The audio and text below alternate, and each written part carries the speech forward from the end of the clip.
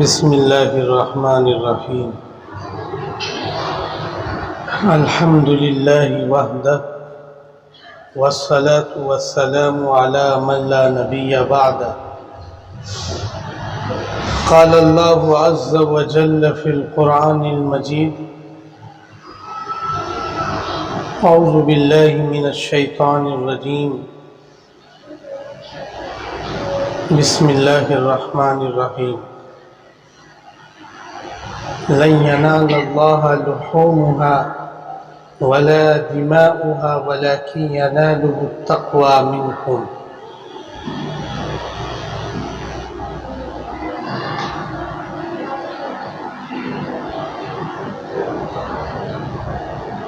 صدق اللہ العلی العظیم۔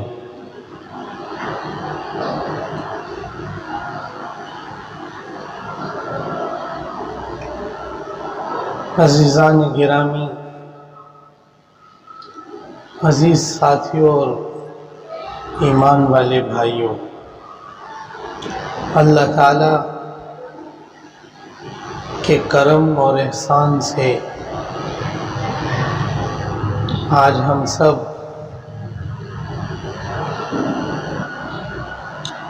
جمعے کی نماز کے لیے جمع ہو رہے ہیں۔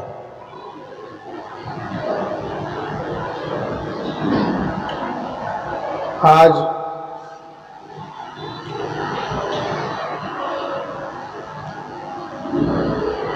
ہمیں یہ جاننا ہے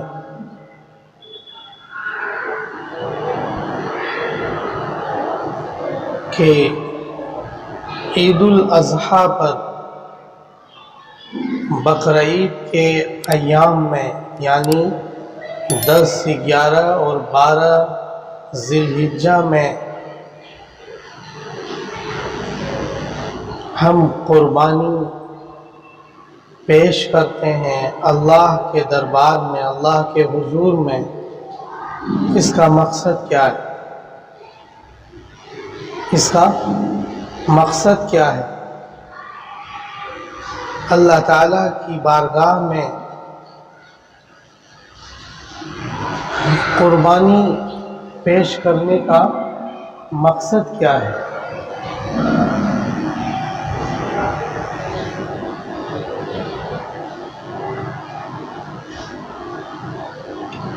میں نے ایک آیت پڑھی،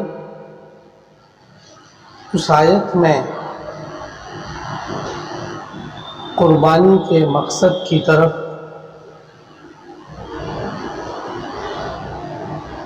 اشارہ کیا گیا ہے۔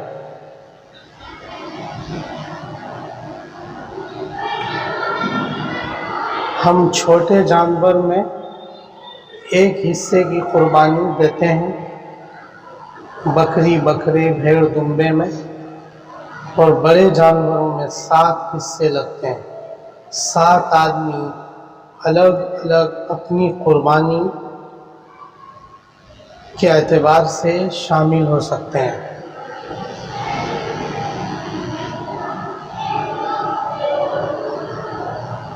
یہ قربانی کروا کر اللہ تعالیٰ نے جو قربانی کا حکم دیا ہے، اس قربانی سے کیا اللہ تعالیٰ آپ سے گوشت کا تقاضا کرتے ہیں، خون کا تقاضا کرتے ہیں؟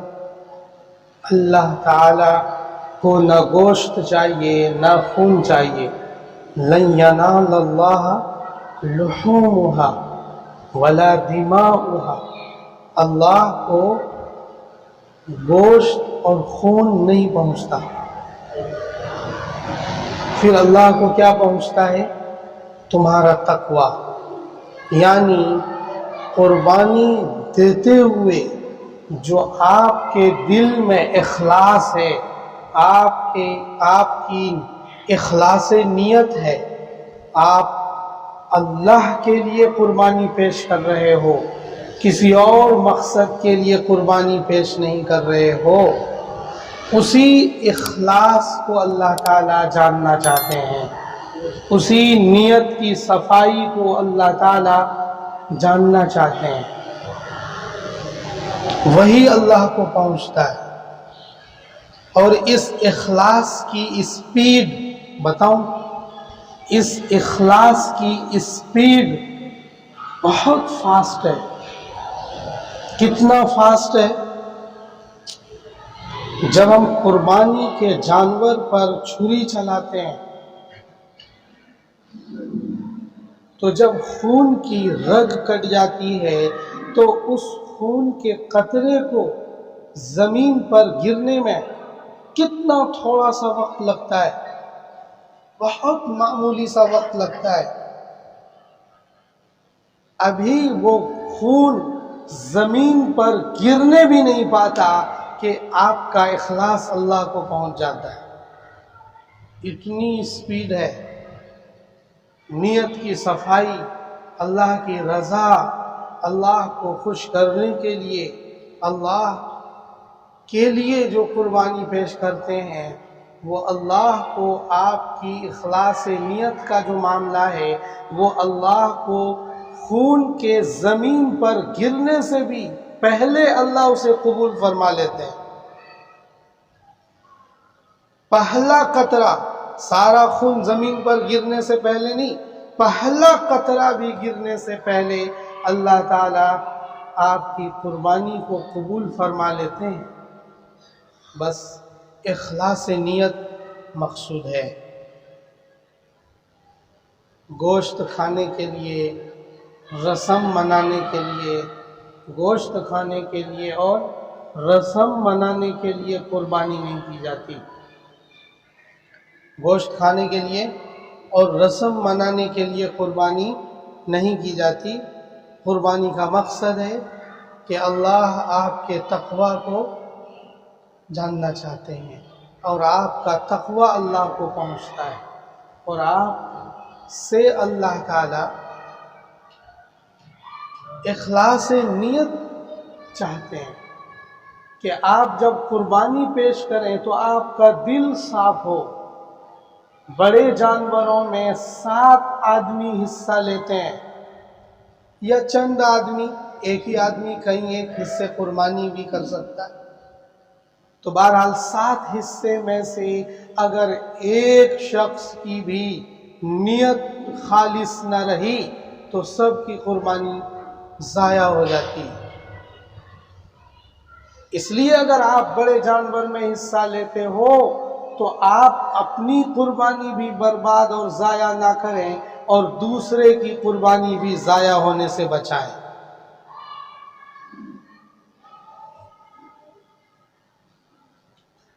اور چھوٹے جانور میں تو پرسنل ایک ہی حصے کی قربانی ہوتی ہے، تو اس میں خود کی قربانی ضائع ہوگی اگر ہماری نیت صحیح نہیں ہوئی۔ اگر ہماری نیت صحیح نہیں ہوئی، ہم سوچتے ہیں کہ محلے میں، پڑوس میں سب کے یہاں قربانی ہو رہی ہے تو ہمارے بچے کہاں جائیں گے گوشت کھانے، چلو ایک حصہ ہم بھی کر لیتے ہیں۔ یہ نیت بوگس نیت ہے، یہ نیت بوگس نیت ہے، یہ اللہ کے ساتھ فراڈ ہے۔ یہ اللہ کے ساتھ کیا ہے؟ فراڈ ہے۔ اللہ کے ساتھ اس طرح نہیں کیا جاتا، بلکہ اگر آپ پر قربانی واجب ہے، صاحب استطاعت ہیں، تو پھر اللہ کے حکم کو سامنے رکھتے ہوئے رضائے الہی کے لیے اخلاص نیت کے ساتھ قربانی کریں، تو اللہ تعالیٰ اس کو کیا کریں گے؟ قبول فرمائیں گے۔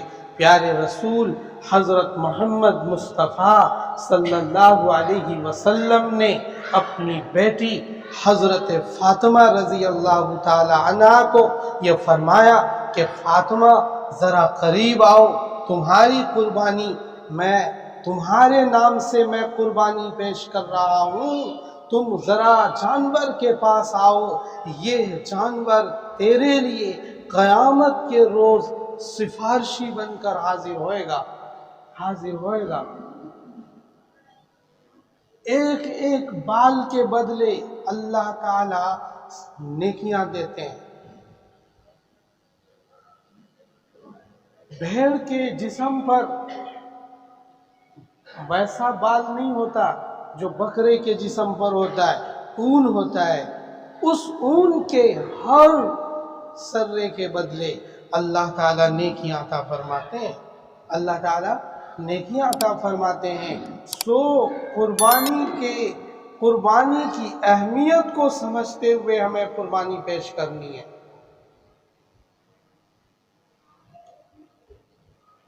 گوشت کھانے کے لیے نہیں، گھر میں بچوں کو گوشت کھلانے کے لیے نہیں، وہ تو دلی والے ڈیلی کھلاتے ہیں، ڈیلی کھاتے ہیں۔ گھر میں نہیں بنتا تو ریسٹورنٹ سے چنگیزیاں آ رہی ہیں، مغل ڈشیں آ رہی ہیں۔ اس مقصد سے قربانی نہیں کرنی چاہیے۔ قربانی کا مقصد ہے اخلاص نیت، اللہ تعالیٰ کو راضی کرنے کے لیے، اللہ تعالیٰ کو خوش کرنے کے لیے، اللہ کے لیے ہم قربانی پیش کرتے ہیں، کسی اور مقصد سے نہیں۔ گوشت کا کھانا تو یہ الگ سے فائدہ ہے، بینیفٹ ہے، یہ الگ سے ہمارے لیے فائدہ ہے۔ یہ اس امت کے لیے عظیم نعمت ہے، عظیم نعمت ہے کہ ہمیں گوشت کھانا بھی مل جاتا ہے، ورنہ پہلے قربانیاں جو ہوتی تھی وہ آسمان سے آگ آ کر جلا ڈالتی تھی، سو وہ کھا نہیں پاتے تھے لوگ، ان کے کھانے کے لیے کچھ نہیں بچتا تھا۔ ہمارے حضرت محمد صلی اللہ علیہ وسلم کی امت کے لیے یہ اعزاز ہے، اور یہ قربانی ہم حضرت اسماعیل علیہ السلام اور حضرت ابراہیم علیہ السلام کی یاد میں کرتے ہیں۔ اس امت کو اللہ تعالیٰ نے دین ابراہیمی پر ڈھالا ہے۔ کس دین پر ڈھالا ہے؟ ہماری شریعت اللہ تعالیٰ نے، پیغمبر حضرت محمد صلی اللہ علیہ وسلم نے جو شریعت پیش کی ہے وہ دین ابراہیمی کے پیٹرن پر۔ کون سے پیٹرن پر؟ دین ابراہیمی کے پیٹرن پر۔ حضرت ابراہیم علیہ السلام ایک بڑے جلیل القدر پیغمبر ہیں، کوئی عام پیغمبر نہیں ہے، جلیل القدر پیغمبر ہیں۔ آدم ثانی حضرت نوح علیہ السلام کے بعد حضرت ابراہیم تک بڑے اور جلیل القدر پیغمبر حضرت ابراہیم ہی ہیں۔ آدم اول حضرت آدم علیہ السلام اور آدم ثانی حضرت نوح علیہ السلام کو آدم ثانی بھی کہا جاتا ہے، سیکنڈ فادر۔ کیا کہا جاتا ہے؟ سیکنڈ فادر کہا جاتا ہے۔ ان کے بعد بڑے عظیم مرتبے والے پیغمبر حضرت ابراہیم علیہ السلام ہیں۔ ان کی ذریت میں اللہ تعالیٰ نے لاکھوں انبیاء کو منتخب فرمایا۔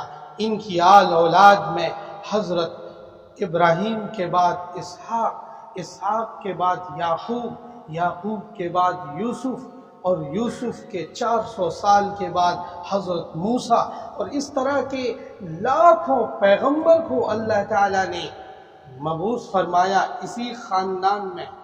سارے ہی پیغمبر تقریباً ابراہیمی خاندان سے ہیں۔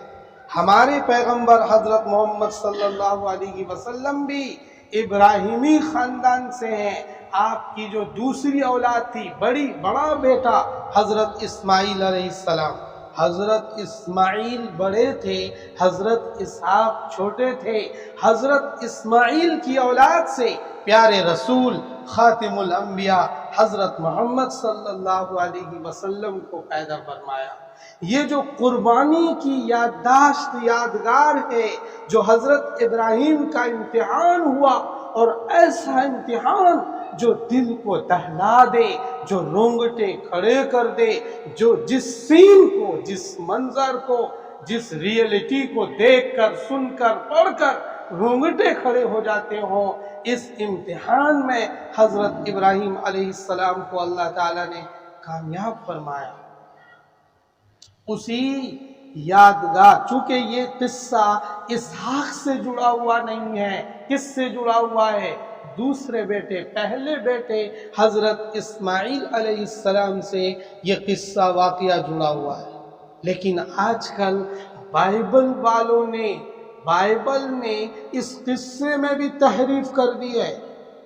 حضرت ابراہیم نے اپنے بیٹے اسماعیل کو ذبح کیا، خواب کے نتیجے میں انہوں نے اسماعیل کا نام کاٹ کر اسحاق لگا دیا ہے۔ کس کا لگا دیا ہے؟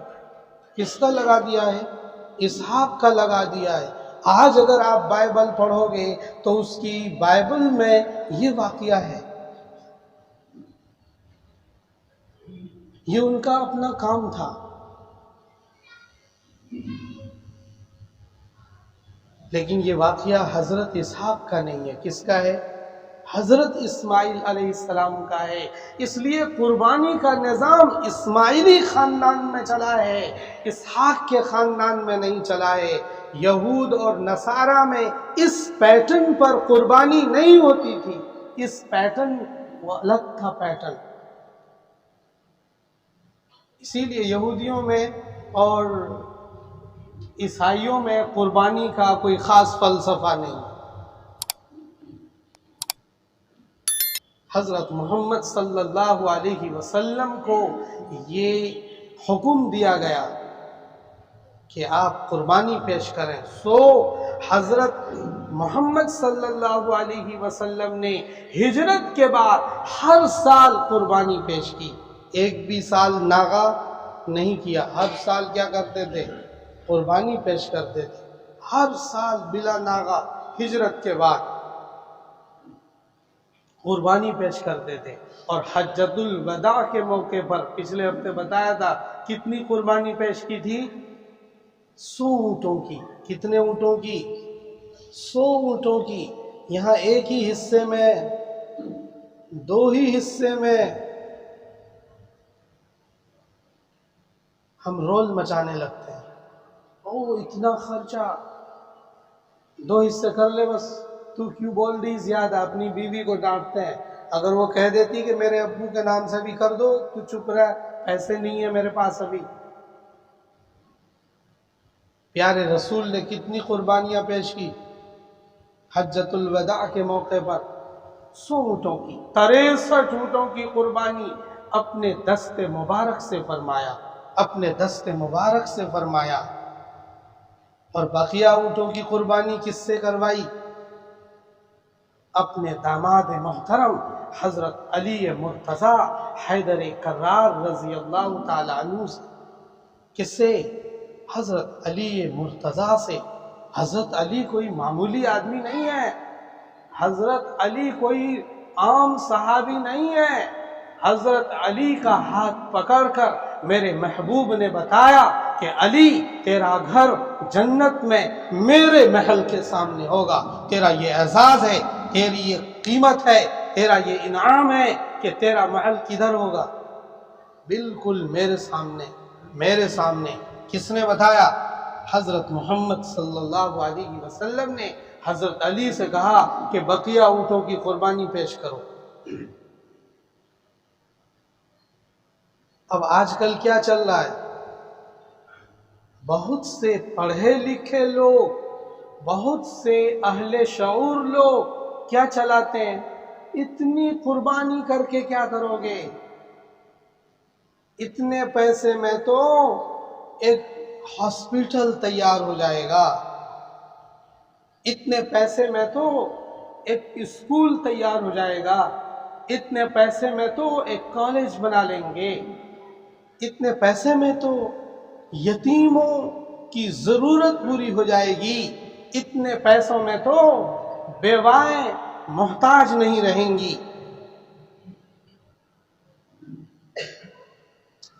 یہ بکواس ہے، یہ بکواس ہے ان لوگوں کی۔ حضرت محمد صلی اللہ علیہ وسلم کے پیارے شہر میں بیوہ نہیں تھی، پیارے شہر میں یتیم نہیں تھے، اسکول کی ضرورت نہیں تھی،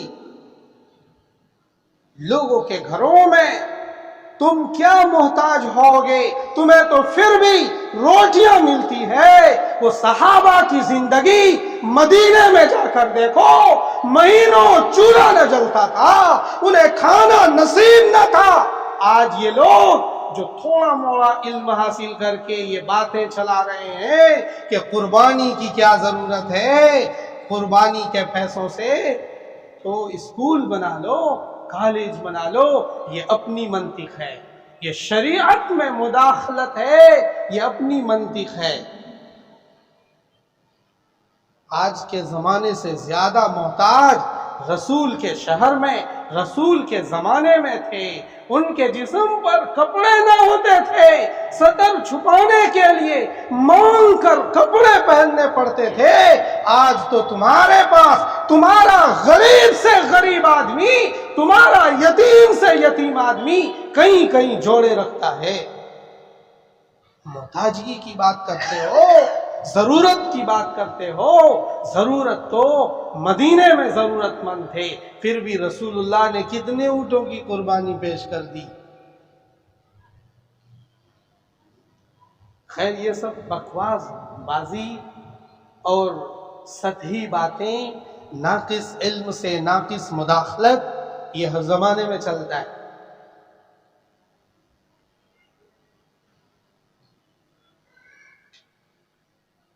आपको रसूल अकरम सल्लल्लाहु अलैहि वसल्लम के अमल के मुताबिक अमल पेश करना है।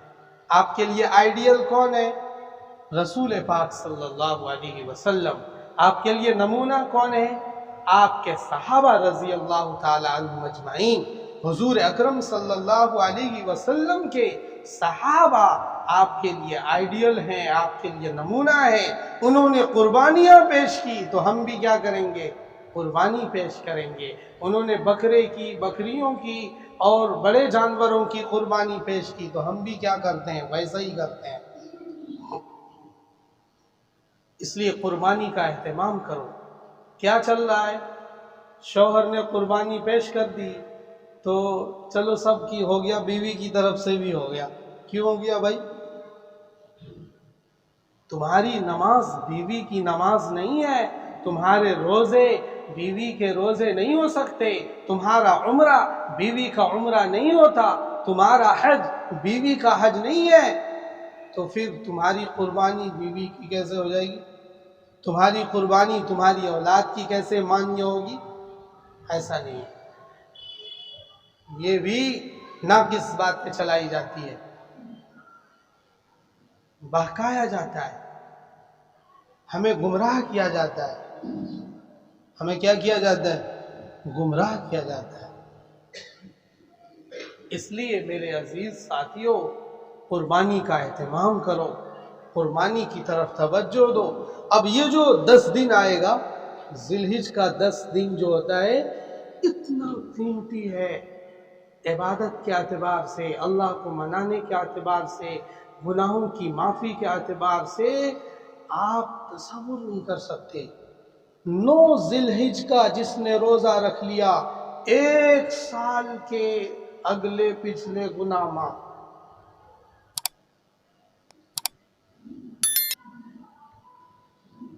दिन में रोज़ा रखेंगे तो रमज़ान के रोज़े की तरह सवाब मिलता है। रात में इबादत करेंगे तो शब कदर की तरह सवाब मिलता है। इतना वलयालिन अश्र, कुरान में सूरह फज्र के अंदर 10 रातों की कसम खाई गई है। इन्हीं 10 जिलहिज की रातों की कसमें खाई गई हैं। इतनी अहम रातें हैं ये, इतने अहम अय्याम है ये। इसलिए हमें थोड़ा सा बदलना चाहिए। जैसे रमज़ान में हम बदले बदले दिखते हैं, रमज़ान में ज़रा भोले भाले दिखते हैं, तो इधर भी दिखना चाहिए, इधर भी ज़रा ठीक ठाक दिखना चाहिए।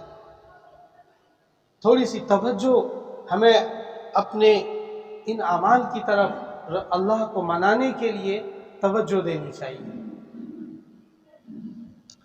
अभी जो चांद दिखेगा, 1 जिलहिज को चांद दिखेगा, रात में चांद दिख जाएगा, तो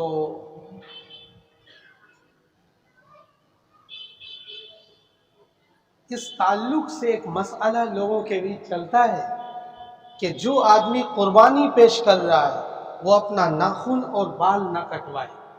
سب کے لیے نہیں ہے یہ. جو قربانی پیش کر رہا ہے وہ اپنا ناخن اور کیا نہ کٹوائے؟ بال نہ کٹوائے. یہ مستحب ہے. یہ کیا ہے؟ مستحب ہے. کٹوا لیا تو آپ کو ایسا نہیں کہ گناہ ملے گا، مستحب ہے، ثواب ملے گا. نہیں کاٹا تو ثواب ملے گا. لیکن اگر کسی کو ناخن کاٹے ہوئے بہت دن ہو گئے، 40 دن ہونے جا رہا ہے، بالوں کی صفائی کو 40 دن ہونے جا رہا ہے، تو پھر اس کے لیے نہیں ہے. چاہے وہ اپنی قربانی پیش کر رہا ہو، پھر یہ مسئلہ اس کے لیے نہیں ہے، وہ کاٹ لے. کیونکہ 40 دن کے بعد ناخن وغیرہ کی صفائی نہ کرنا یہ مکروہ ہے. یہ کیا ہے؟ مکروہ ہے. اس لیے جن لوگوں کی قربانی ہے وہ اس کا دھیان رکھیں. اس کا کیا رکھیں؟ دھیان رکھیں کہ وہ اچھا ایسا کیوں کرتے ہیں؟ کیوں کہتے ہیں کہ ناخن مت کٹوانا، بال مت کٹوانا؟ قربانی پیش کرنے والے کو منع کرتے ہیں کٹوانے سے، کیوں؟ حضرت مفتی یہ اعظم مولانا محمد شفیع صاحب رحمۃ اللہ علیہ نے اس نقطے کو بتایا اپنی تفسیر میں کہ یہ اس وجہ سے ہے کہ ہم بہت سارے لوگ حج کے سفر پر نہیں جا سکتے ہیں، نہیں جا پاتے ہیں، تو یہ حجاج کرام کی مشابہت اختیار کرنے کے لیے جتنی پوسیبل ہو اتنی مشابہت اختیار کرائی جاتی ہے تاکہ ہم بھی حجاج کرام کی مشابہت میں آ جائیں. کیونکہ وہ لوگ کیا نہیں کرتے؟ احرام کا کپڑا باندھنے کے بعد، احرام کی نیت کرنے کے بعد وہ سلا ہوا کپڑا بھی نہیں پہن سکتے، بال نہیں کاٹ سکتے، ناخن نہیں کاٹ سکتے، جو نہیں مار سکتے، کسی جاندار کو مار نہیں سکتے. بہت ساری پابندی ہے. تو اتنی ساری تو پھر ہم پریشان ہو جائیں گے. تو اس میں سے 2 کو لیا گیا ہے کہ ظاہری شکل و صورت میں بال اور ناخن نہ کٹوائے، مشابہت اختیار کرنے کے مقصد سے. بس اتنا ہی اس کا فلسفہ ہے. اس لیے قربانی ہم پیش کریں گے تو قربانی کرتے ہوئے اس بات کا دھیان رکھنا ہے جو مجھے آج بتانا ہے، اخلاص نیت. بس یہی میسیج ہے کہ آپ کی نیت صاف ہو. آپ کسی اور مقصد کے لیے قربانی نہ کرو. کس لیے کرو گے؟ اللہ کی رضا کے لیے، اللہ کو منانے کے لیے، اللہ کے دربار میں، اللہ کے حضور میں ہم اللہ کو منانے کے لیے قربانی پیش کر رہے ہیں. ان 3 دنوں میں 10، 11، 12 ان 3 دنوں میں اللہ تعالی کے نزدیک قربانی کے عمل سے زیادہ محبوب عمل اور کوئی بھی نہیں ہے. سب سے محبوب کیا ہے؟ قربانی کرنا. سب سے محبوب کیا ہے؟ قربانی کرنا. کریں گے بھی ساتھی انشاءاللہ العزیز. اس کا اہتمام کریں گے ہم سب مل کر انشاءاللہ العزیز. اللہ تعالیٰ کہنے سننے سے زیادہ عمل کی توفیق نصیب فرمائے.